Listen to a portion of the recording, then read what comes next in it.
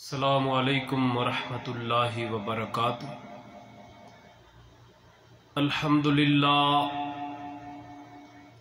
للہ وحدہ والصلاة والسلام علی من لا نبی بعد، اما بعد فاعوذ باللہ من الشیطان الرجیم، بسم اللہ الرحمن الرحیم۔ وما خلقت الجن والانس الا ليعبدون، صدق اللہ مولانا العظیم وصدق رسولہ النبی الکریم۔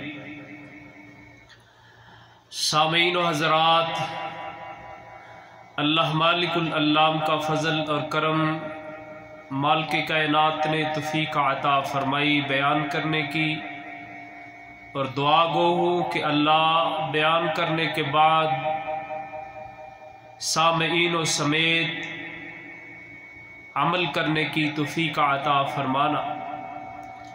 ساتھیو، صاحبو، لائق احترام سامعین و حضرات، یہ جو آیت کریمہ آپ نے سنی ہے، وَمَا خَلَقْتُ الْجِنَّ وَالْإِنسَ إِلَّا لِيَعْبُدُونَ، اللہ کہہ رہے ہیں میں نے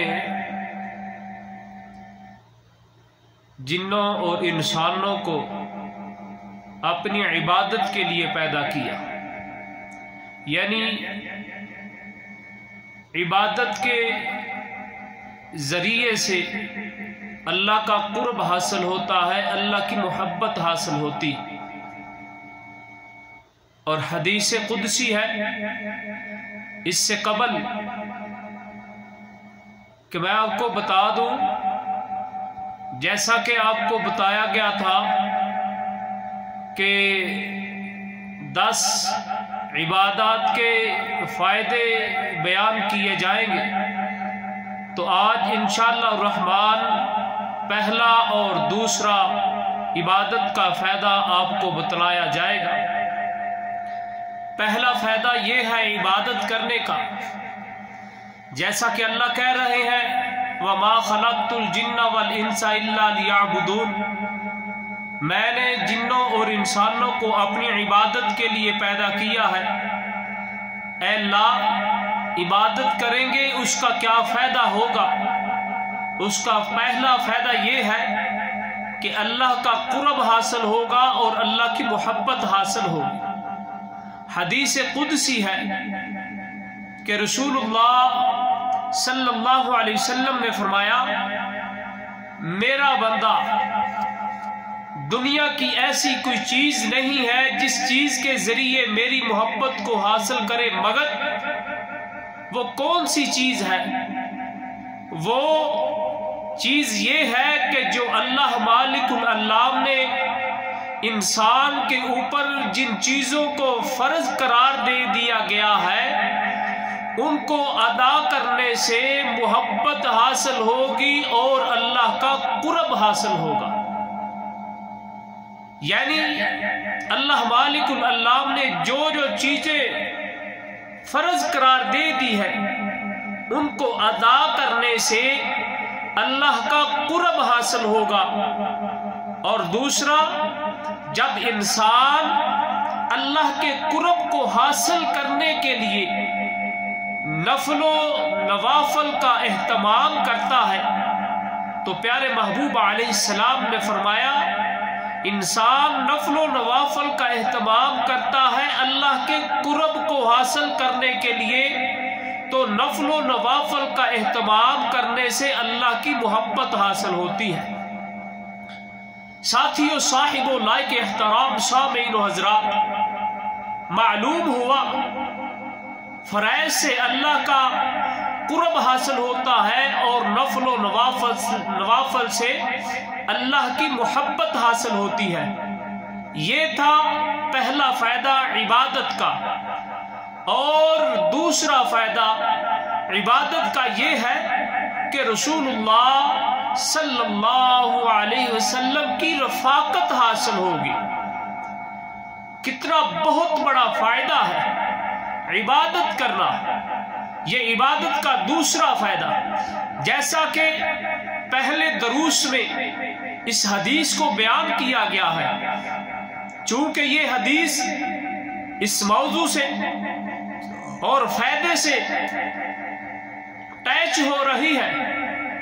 یہ حدیث حضرت ربیع بن کعب رضی اللہ تعالی عنہ کہتے ہیں کہ رسول اللہ صلی اللہ علیہ وسلم کی خدمت کے لیے رات بھر میں مصروف رہتا۔ آپ صلی اللہ علیہ وسلم وضو کرتے، میں وضو کے لیے پانی لایا کرتا۔ آپ صلی اللہ علیہ وسلم کی مسواک وغیرہ کا اہتمام کیا کرتا۔ تو پیارے محبوب علیہ السلام نے ایک دفعہ سوال کیا۔ کیسا؟ کیا پوچھا؟ فرمایا اے میرے پیارے صحابی کیا سوال کرنا چاہتا ہے، یعنی کیا مانگنا چاہتا ہے؟ تو پیارے صحابی کہتے ہیں، حضرت ربیع بن کعب رضی اللہ تعالی عنہ کہتے ہیں، اے اللہ کے محبوب پیغمبر میں آپ کی رفاقت کا سوال کرتا ہوں۔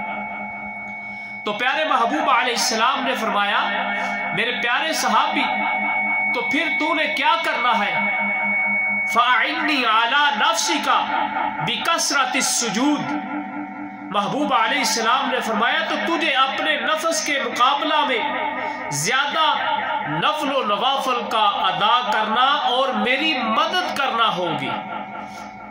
یعنی میری مدد کرنے سے مراد یہ ہے کہ تو زیادہ سے زیادہ نفل و نوافل کا اہتمام کرے گا کہ قیامت کے دن تو اتنے نفل و نوافل کرے گا کہ اپنے آپ کو میری رفاقت کے اہل کر لے گا تو میں تیری سفارش کروں گا۔ یعنی میری مدد ایسے کر کہ اتنی عبادت کر، اتنے نفل و نوافل ادا کر کہ قیامت کے دن میں تیری سفارش کروں۔ اس حدیث سے یہ ثابت ہوتا ہے، اس حدیث سے یہ معلوم ہوتا ہے، محبوب علیہ السلام کے بتائے ہوئے طریقے کو اپنائیں گے تو سفارش ہوگی وگرنہ نہیں ہوگی۔ اس حدیث سے یہ ثابت ہوتا ہے جو اللہ مالک العلام نے فرض کر دیا ہے اس کو ادا کرنے سے اللہ کا قرب حاصل ہوگا، اور رسول اللہ صلی اللہ علیہ وسلم کے بتائے ہوئے اعمال کو ادا کرنے سے، رسول اللہ صلی اللہ علیہ وسلم کی سنت کو اپنانے سے آپ صلی اللہ علیہ وسلم کی رفاقت انسان کو حاصل ہوگی۔ یہ تھا دوسرا فائدہ۔ پہلا فائدہ اللہ کا قرب اور اللہ کی محبت، اور دوسرا فائدہ نفل و نوافل عبادت کرنے سے رسول اللہ صلی اللہ علیہ وسلم کی رفاقت حاصل ہوگی۔ ساتھیوں، صاحبوں، لائق احترام سامعین و حضرات، یہ تھے دو فائدے۔ اللہ سے دعا گو ہوں اللہ میرے سمیت تمام مسلمان اور سامعین و حضرات کو عمل کرنے کی توفیق عطا فرمانا۔ اللہ ہمارے صغیرہ کبیرہ گناہوں کو معاف فرمانا، اللہ ہماری عبادات کو قبول فرمانا۔ وآخر دعوانا ان الحمد للہ رب العالمین، والسلام علیکم ورحمۃ اللہ وبرکاتہ۔